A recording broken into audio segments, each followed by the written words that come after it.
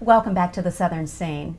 A while back, we introduced you to motivational speaker and author Lynn Anderson. We told you about her story. Of course, on a business trip years ago, she was sexually assaulted and went through years of healing. Her book, Room 939, 15 Minutes of Horror, 20 Years of Healing. Now, Lynn spends most of her time traveling the country with a special message, spreading the word on motivation, but also a lot of safety tips that many of us can follow and many of us can use. The message is know before you go. She now joins us here on the Southern Scene, and we're so happy to have you once again on the Southern Scene. Lynn, it's always great to have you here. Thank you, Natalie. I appreciate it. And I appreciate you spending time on this important message today. Well, I like that whole message, know before you go. Let's talk about that message and how it evolved and where it came from.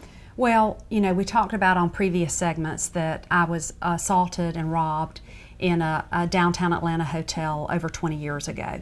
And this initiative that I've begun, Know Before You Go, has to do with empowering women to think differently about how we have to travel alone, how we have to do things differently than men.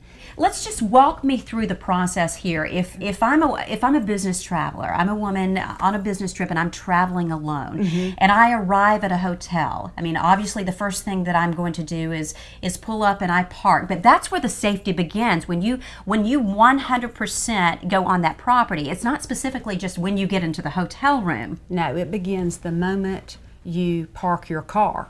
And we either are going to park our cars in a parking deck or a parking lot. And I always tell women that when you go into parking decks, you need to try to park as close to the entrance and exit as possible, and contemplate which car you're going to park next to. You want to think about trying to get close to that entrance and exit so you don't have to wrap yourself into that parking deck and then have to take elevators and escalators down. Also, when you come into a parking lot of a hotel, you want to get close to the front door. You don't want to park behind a hotel. When you're arriving at the hotel, calling the hotel to let them know that you're going to be coming in. Absolutely. I mean, when you're pulling into the parking lot, you can call the front desk and say, I have a reservation at your hotel and I'm outside and I'll be in a few minutes and I'm traveling alone. And I just want you to be aware that I am about to check in and to expect me. I think that's such a smart tip, by making that call to the front desk, letting them know that you have arrived and that you will be in just a second, and to let them know to expect someone. What are some other tips? You're in that parking garage and you have to get your luggage, you have to get things out. What happens then? I think you need to make sure that you have a plan, that you're not just exiting your car and you want to walk in the middle of the ramp, not beside the cars. Typically we get out of our cars, we have our luggage, we have our pocketbook, and a lot of times women are fiddling with their pocketbook, or either we're on a cell phone talking. Well, get off that cell phone and walk with purpose. Walk confidently. Let me ask you this, Lynn, how important is valet parking when it comes to specifically women traveling alone? I've looked up some resources on this. Valet parking usually costs $17. And what I tell people all the time, women, I'm like, it is okay to valet. I mean, you're talking about valet parking your car versus putting yourself in a vulnerable position in a parking deck. That makes no sense to me. And I always tell people too to look for hotels, book hotels that have as few entrances to the hotel as possible. Most hotels have a front area you walk in, but the more entry points outside the exterior of that building, the more likely a person can get into that hotel. And I'm not trying to scare people with this message. I'm just saying, let's consider when we do book a property that we book a hotel that has best practices. Now we're walking into the hotel. Now what are some things that we need to think about? Well, when the front desk greets you, you want to make sure that they give you the key card appropriately.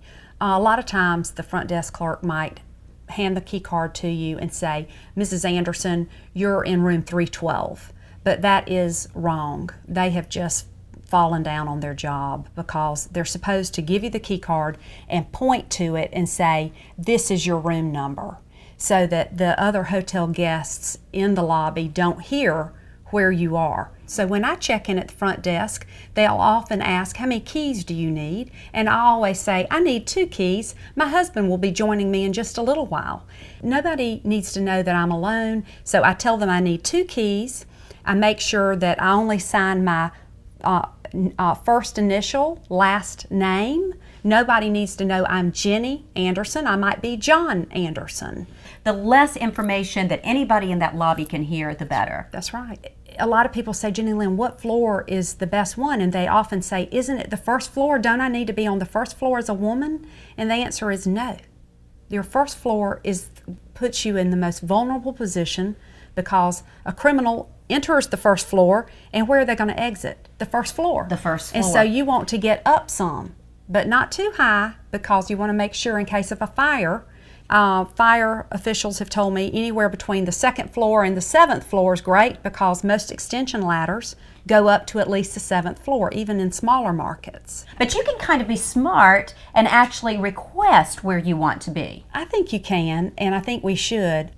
Thank you so much, Jenny Lynn, for joining us here on the Southern Scene. I know our viewers have been very moved by your story, as I have, and I'm so blessed, and I know that we're all blessed to have you with us with your wonderful message that you're spreading across the country. Thank you. I appreciate it, Natalie. If you'd like more information on Jenny Lynn Anderson and her message, Know Before You Go, all you have to do is go to the website you see on your screen. Also, if you'd like to find out more information about her book, Room 939, 15 Minutes of Horror, 20 Years of Healing, go to her website. You'll see that information right on the screen. You can also get in contact with us here at the station or send us a message. We'll make sure that you get all the information that you need. Don't go away. We'll be back with more of the Southern Scene right after this.